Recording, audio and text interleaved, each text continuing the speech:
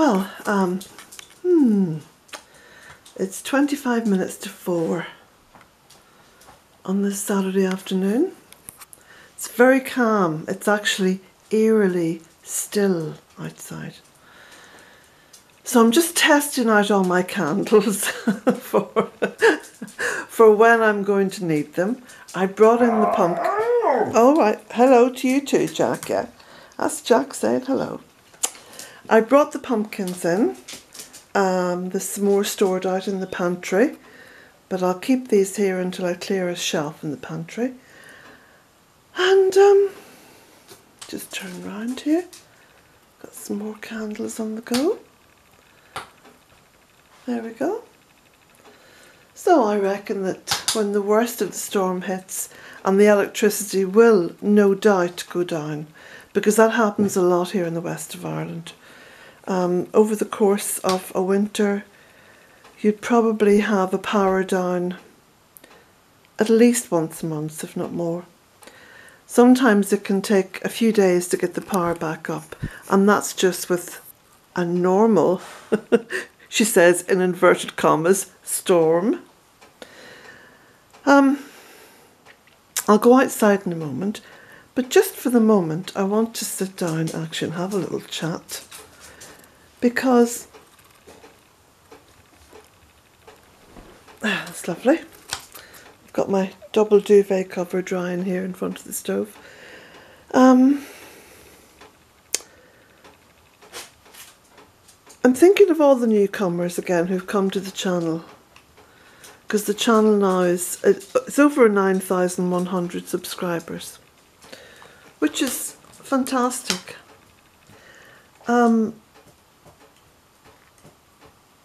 But I suppose what I should do is just explain a little bit about who I am, because until you've actually read the book, A Cottage and 3 Acres, you're not going to get the full picture of what's happening here at Bealtaine Cottage. It's a very brief synopsis on my life. And I'm not going to go into personal stuff. So just basically where I came from. I was born and reared in Omagh, County Tyrone, one of 11 children, born right in the middle of the family. At the age of 11 I won a scholarship to a grammar school, and I think at that point that's when my love of English literature started. Because one thing about, school or college or university or even just further education, which is immensely important, is that you have experts to guide you. I mean, even if they're not great teachers, they will be great guides. They'll be able to lay out a sort of a map of how you progress through a particular subject. So in my case, English literature was always my great love. And I think I spoke the other day about reading The Woodlanders by Thomas Hardy when I was about 13, but it may have been 12.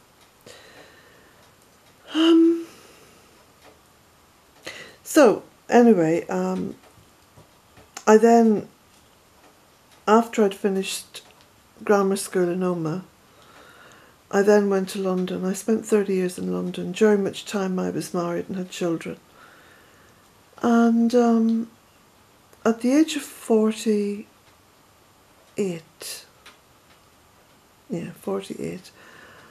I decided I was going to come back to Ireland, but I wasn't going to go back to Omagh, because quite frankly, having grown up through the Troubles and the bombings and the shootings and the war that was, there was nothing to go back to in Omagh for me. All my family had left.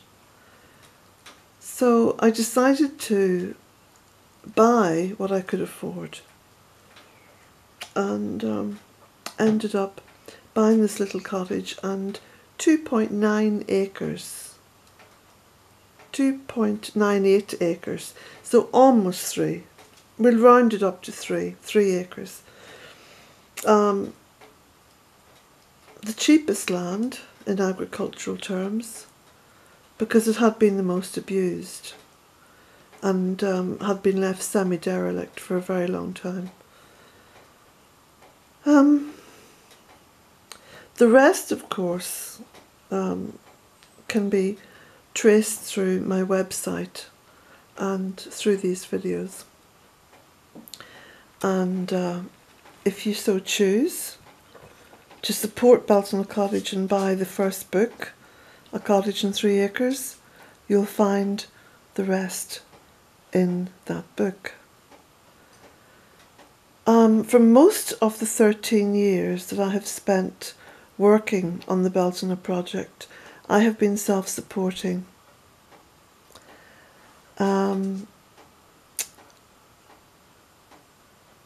Certainly for the first 10, 11 years, well, certainly 10 years, it was a struggle every month just to get my mortgage payment together.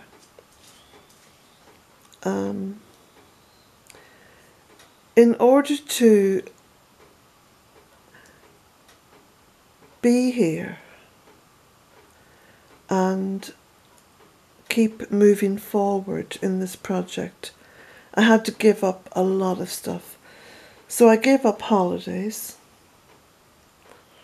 I gave up smoking, I gave up drinking, I gave up eating meat, I gave up having my hair done, I gave up going out, absolutely no social life at all, and I mean 0 social life. And then 3 years ago, I attempted to turn Bealtaine Cottage into a small business, which I managed to do fairly successfully, in that for the first time in all those years, I actually had a little bit of an income. So I saved seed here at Bealtaine and I sold seed.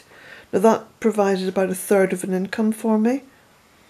I've run workshops and courses, and that provided just over 1/3. And for the rest, I've done farmers markets periodically. I've done dressmaking. So a fair bit of sewing and stitching, spinning. And I've run little workshops to do with all of those. And I've had B&B guests. So a massive amount of diversification within that little business model. So that was the only way that I could really make ends meet. So then this year I finally had saved up enough money, though I did have to borrow some as well, to get my first book published. And since the book was published, I've had a fairly steady, fairly modest, but a steady income. And that's been wonderful. So now, of course, I'm very close to getting my second book published. Everything is moving inexorably now towards the printers. I also commissioned and paid for an artist to do a map of Bealtaine. So that is bringing in a small income as well. So again, I'm still on the diversification of income path, which I must stress is the only way one could survive in such a remote area here in the west of Ireland. Also,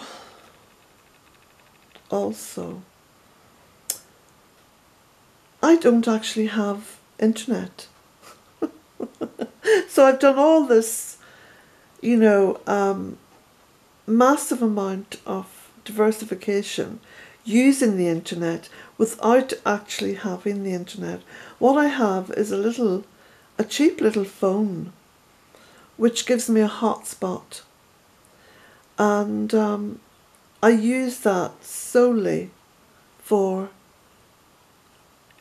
the internet that I have via my laptop. So I don't even have a smartphone.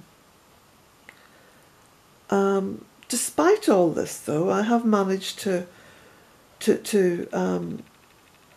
build up, I suppose, what could be called a very popular website, because BealtaineCottage.com has had over 1 million views. And now wait a moment, I think it's getting on for 2 million. I must check. And about 26,000 subscribers, something like that. Certainly the YouTube channel is, moving along in the right direction. Though I still haven't got the facilities to edit videos. I know there's a certain amount of editing can be done via YouTube, but I don't actually have enough reliable internet power to be able to take those risks and start diddling about with videos. So every video that I make is unedited and it's just one continuous shoot. She says, moving the camera to a different location. Oh, and handheld camera, by the way. So,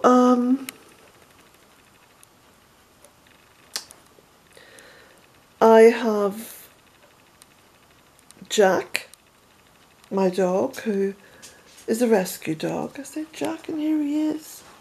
It's my darling Jack. He says, oh, I like that, Mummy. Say it again. My darling Jack. Yes, lovely boy. He's my guardian angel, aren't you? So I have Jack, who's rescue. I have 2 rescue cats. They're not from rescue centres, they were just rescued from the side of the road where they had been unceremoniously dumped by someone, and whoever that persons were, thank you very much. I'm delighted that Sammy Bear and Beauty are living with me. You've obviously missed out.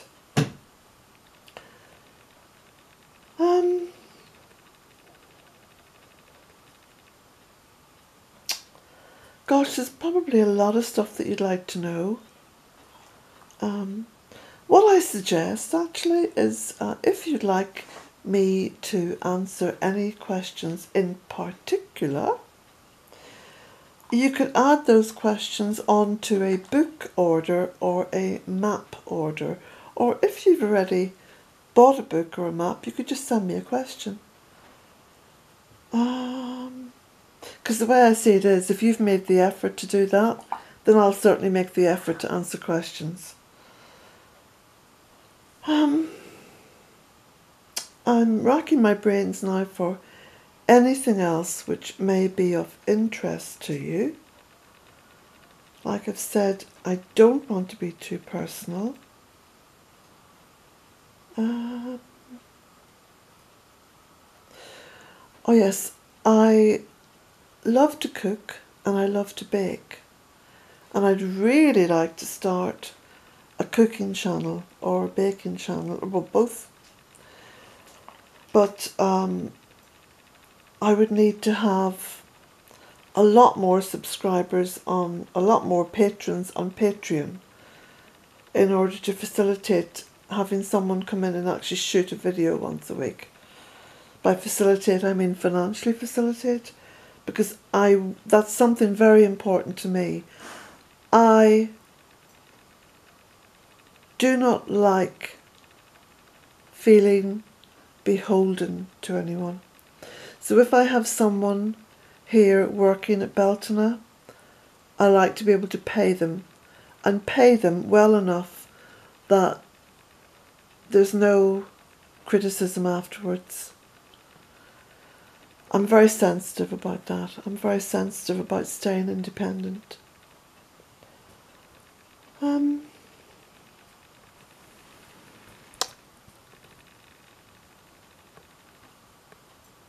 Well, is there anything else, Jack? I don't know.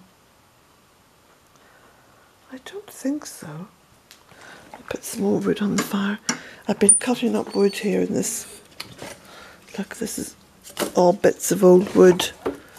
Sometimes what I do when I'm out driving, I'll stop by skips. And you know, especially around shops that are being done up or whatever. And I'll just fill the back of the car with any bits of wood that I see. Most of which has a lot of nails in, but I have learned how to, you know, not fall prey to a rusty nail. Now, I'll just go outside, because I'd like to be able to share with you. This door sticks badly. I'd like to be able to share with you just the beautiful colours that's happening out here. Bit of a wow factor, I think. Just amazing.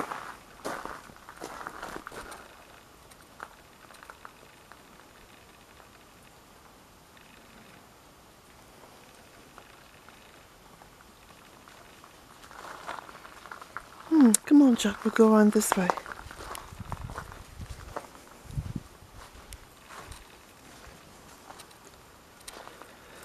Oh, I've been just going round outside and making sure that everything is well fastened down before Ophelia barges in. Those lovely colours up there.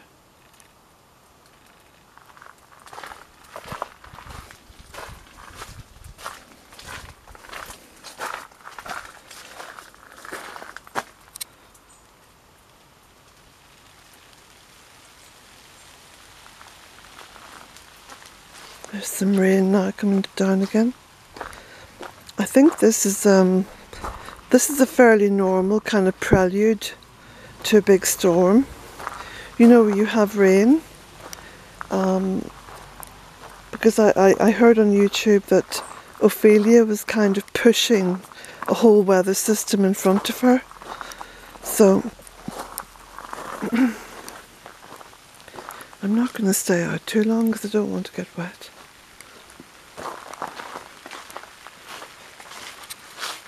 Lots of leaves here. And beautiful colours down the drive.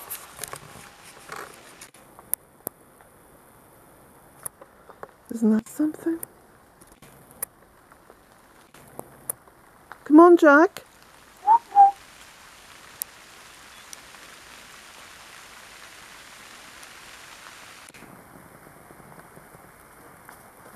Good boy. Let's go in.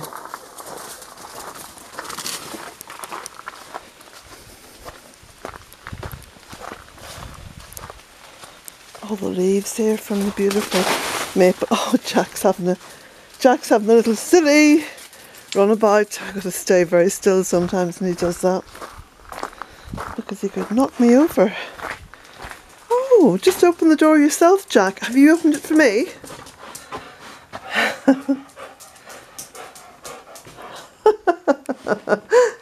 You're out of breath. You've only run a little bit. You're out of breath. It'll take you for a good WALK tomorrow, I think. All things being equal. So,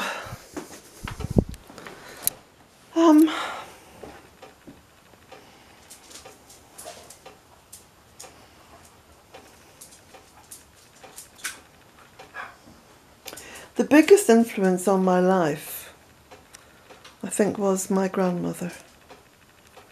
I spent a lot of time with her when I was growing up. My grandmother was a great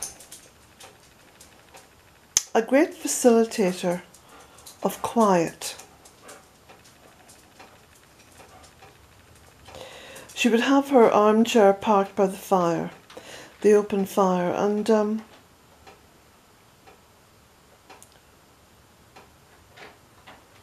sometimes she'd just sit there for anything up to an hour in perfect silence. And you would know when she wanted to be quiet because, you know, she would just stare into the fire or whatever, and that was almost like a signal for you to just do the same. And of course, looking back now, in this very noisy world that we live in,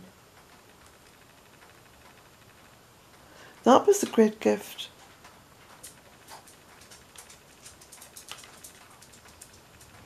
So she taught me that it was fine to be on one's own, and that you didn't need to have voices or noise around you at all.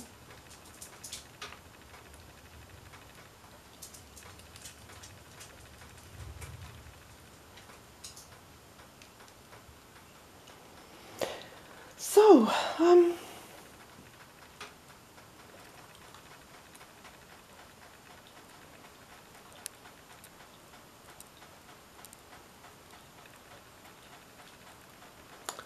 can you hear the rain falling now quite heavily?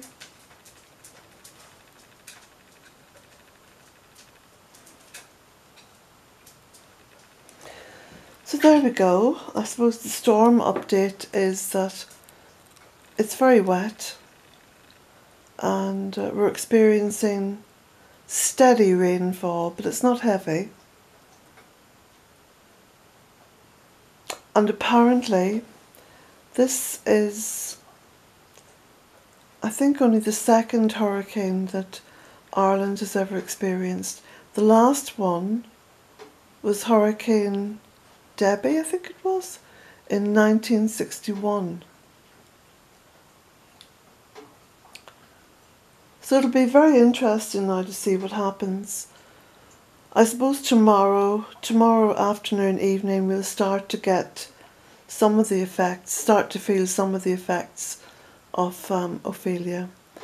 But certainly tomorrow night, apparently, that's when it's going to rumble in.